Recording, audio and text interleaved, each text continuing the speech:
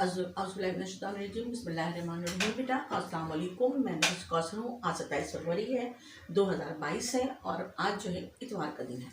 ठीक है, जिस तरह से कल हम अपने वीडियो में बात की थी कि सेकंड लैंग्वेज उर्दू बी में जो है वो उसके दो पेपर होंगे, पेपर 1 और पेपर 2। पेपर 1 का जो है आज हम डिस्कस करेंगे और पेपर 1 में जो है पहला जो सवाल होगा वो मजमून नवीसी का होगा। ठीक है, मजमून नवीसी बेटा उर्दू नसर में उर्दू के अदब में एक अहम सन्फ है, एक अहम बल्कि ये कहा जाए एक बाकायदा एक फ़न है। हर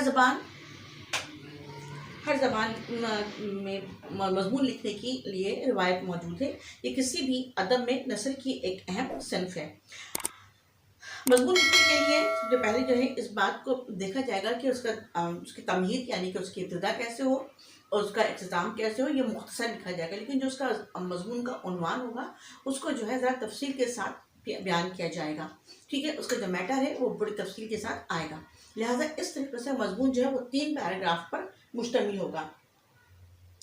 इब्तिदा यानी या इफ्तिताहिया या तमहीद, फिर नफ्स मजमून यानी कंटेंट्स आ जाएगा या मैटर आ जाएगा, जो कुछ भी उसमें लिखना है आपको पूरा मवाद जो उसके अंदर मुकम्मल होना चाहिए।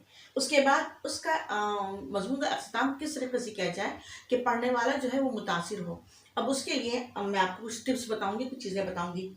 ठीक है, तो मजमून के लिए जो है हमें चाहिए हमारा मुताला वसी होना चाहिए। हम जो है वो अखबारात का, जराइद का, रसाइल का जो है मुस्तकिल उसका मुताला करेंगे तो हमें जो है वो हमारी उर्दू बेहतर से बेहतरीन होती जाएगी और हमें ये पता चलेगा कि हमें किस तरीके से जो है वो मजमून को लिखना है, किस तरीके से उसकी इब्तिदा करनी है, किस तरीके से उसका काम करना है और किस तरीके से उसके मजमून के मुताबिक जो है उन्वान के मुताबिक हमें किस तरह उसका मवाद पेश करना है, उसका कंटेंट पेश करना है।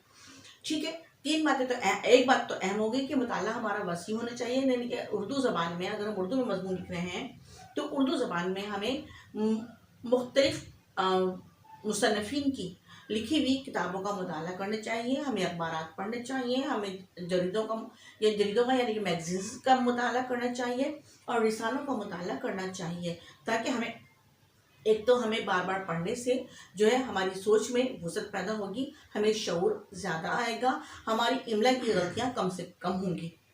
ठीक है, इसके अलावा जो है अगर मजमून को हम चाहते हैं कि हमारा मजमून पढ़कर जो है एक टीचर, एक उस्ताद बहुत मुतासिर हो, तो उसके लिए हमें कुछ चीज़ों का और भी ख्याल रखना होगा। नंबर 1, मजमून के उन्वान की मुनासिबत के लिहाज से हमें अशआर लिखने होंगे। फिर हमें किसी बुजुर्ग का या किसी स्कॉलर का या किसी मुफक्किर का कौल लिखना होगा। हम जो है अपने मजमून के उन्वान के मुताबिक कुरान पाक की आयत का तर्जुमा और अहादीस पाक सल्लल्लाहु अलैहि वसल्लम को भी लिख सकते हैं। ठीक है, हमारी इमला की गलतियाँ नहीं होनी चाहिए। तरतीब के साथ हमें लिखना है, यानी कि हमें इब्तिदा कैसे करनी है, किसी शेर से करनी है, किसी कौल से करनी है, किसी हदीस से करनी है या किसी कुरान पाक की आयत से करनी है। ठीक है, इब्तिदा में हम बता देंगे कि हमें जो है इस मजमून में हमें क्या चाहिए, हमें किस चीज़ पर बात करनी है।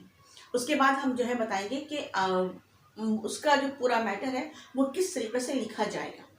ठीक है, ताकि ये थोड़ा पैराग्राफ बड़ा हो सकता है।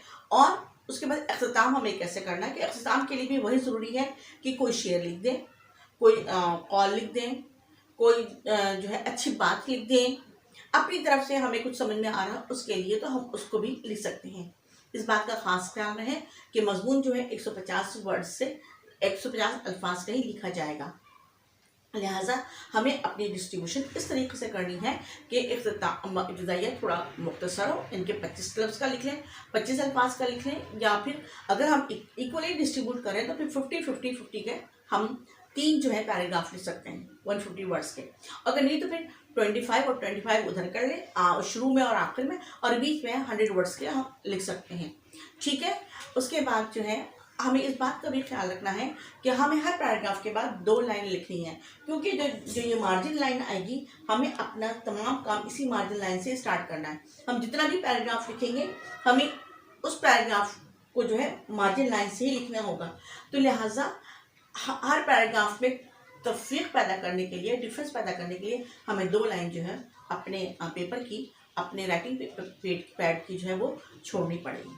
तो पहला पैराग्राफ, फिर 2 लाइन लेफ्ट की, तीसरा पैराग्राफ, फिर 2 लाइन, दूसरा पैराग्राफ, फिर 2 लाइन लेफ्ट की, और फिर आखिर में तीसरा पैराग्राफ।